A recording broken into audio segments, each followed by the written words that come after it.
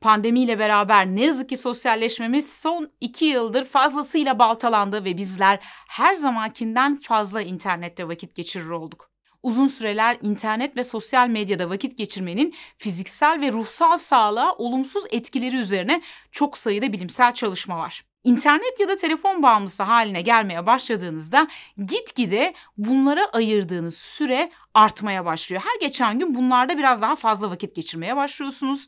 Bir süre sonra artık bunlardan uzak kaldığınızda kaygı, öfke, üzüntü gibi yoksunluk belirtileri göstermeye başlıyorsunuz ve bir süre sonra iş, okul ve sosyal hayatınız ve ilişkileriniz bundan olumsuz anlamda etkilenmeye başlıyor.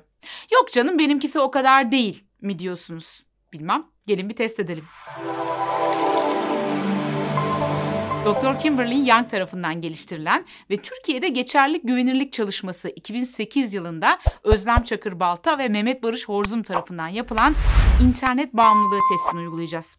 Biraz sonra size 20 tane soru soracağım.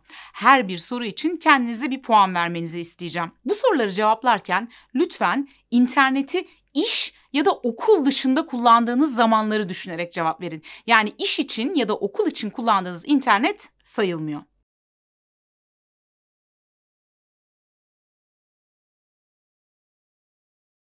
Sorunuzun cevabı nadiren ise kendinize 1 puan verin. Zaman zaman ise 2, sık sık ise 3, çoğu zaman ise 4, her zaman ise 5 puan verin. Testin sonunda her bir sorudan aldığınız puanı toplayacağız. Hazırsanız 1. sorumuzla başlayalım. İnternete girdiğinizde düşündüğünüzden daha uzun süre kaldığınızı ne sıklıkla fark ediyorsunuz? İnternette daha fazla kalmak için evdeki sorumluluklarınızı ne sıklıkla ihmal ediyorsunuz? İnternetin heyecanını dostlarınızın yakınlığına ne sıklıkla tercih ediyorsunuz? İnternet üzerinden ne sıklıkla yeni biriyle arkadaşlık kuruyorsunuz? Hayatınızdaki insanlar internette geçirdiğiniz süre konusunda ne sıklıkla şikayet ediyorlar? İnternette geçirdiğiniz zaman nedeniyle derslerinizde ne sıklıkla problem yaşıyorsunuz? Bir şey yapmadan önce e-mailinizi ne sıklıkta kontrol ediyorsunuz? Dersteki performansınız ya da üretkenliğiniz internet sebebiyle ne sıklıkta düşüyor? İnternette ne yaptığınız sorulduğunda ne sıklıkla saldırgan ya da ketum oluyorsunuz? Hayatınızla alakalı sizi rahatsız eden düşünceleri ne sıklıkta internet kullanarak uzaklaştırmaya çalışıyorsunuz? Kendinizi ne sıklıkta tekrar ne zaman internete girebileceğinizi düşünürken buluyorsunuz?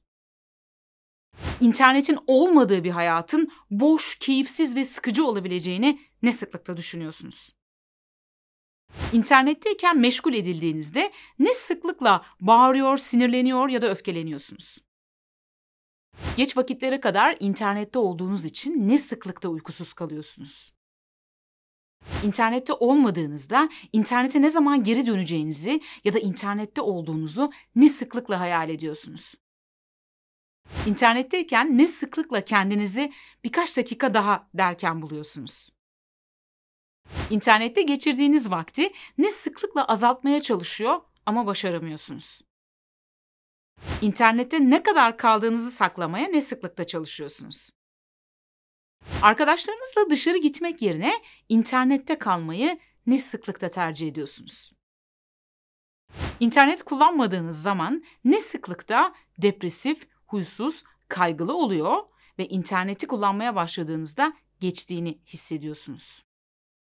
Peki gelelim sonuçlara. Efendim aldığınız puan ne kadar yüksekse internet bağımlılığınız o kadar yüksek seviyede demektir. 20-49 puan arası aldıysanız ortalama bir internet kullanıcısısınız. Bazen biraz fazla internette kalabiliyorsunuz ancak genel olarak kendinizi kontrol edebiliyorsunuz. Eğer 50-79 puan arası aldıysanız ortalamanın üzerinde bir puan aldınız. Dikkatli olmanız, belki de yardım almanız gerekiyor olabilir.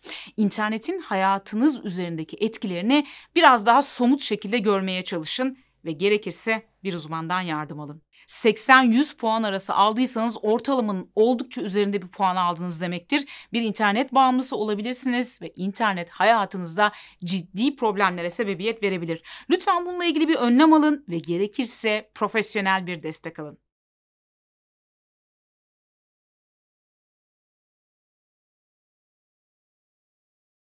Peki gelelim cep telefonuna. Cep telefonu ile ilişkiniz nasıl?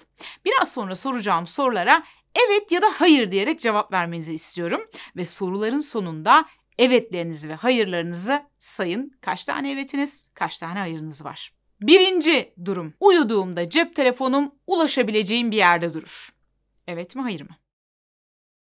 Cep telefonumu her zaman yanımda taşırım.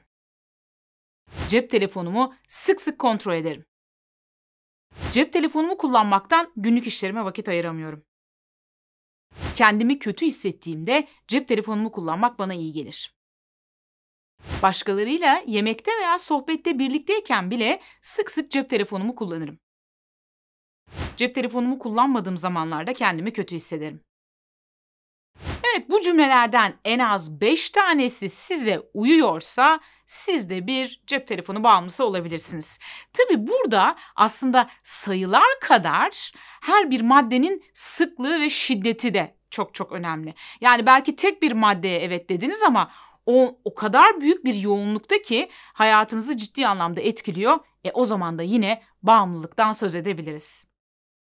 Herhangi bir bağımlılığınız varsa bu ister telefon bağımlılığı olsun, ister internet bağımlılığı, ister şeker bağımlılığı, ister çikolata bağımlılığı, her ne bağımlılığınız olursa olsun size faydalı gelebilecek bir yöntemi Dopamin Detoksu isimli videomda anlatıyorum. Bu videodan sonra şuradan o videoya ulaşmanızı öneririm. Bu arada eğer bu tarz testler ve kendinizi daha yakından tanımak ilginizi çekiyorsa yine kanalımızdaki psikolojik testler başlıklı oynatma listesine tıklamanızı öneririm. Burada çok sayıda kendinizi daha yakından tanımanızı sağlayacak test bulacaksınız. Kişisel gelişim ve psikoloji eğer ilgi alanınız içerisindeyse her hafta 2 yeni video yüklediğimiz kanalımıza abone olmayı ve bildirim zilini açmayı unutmayın.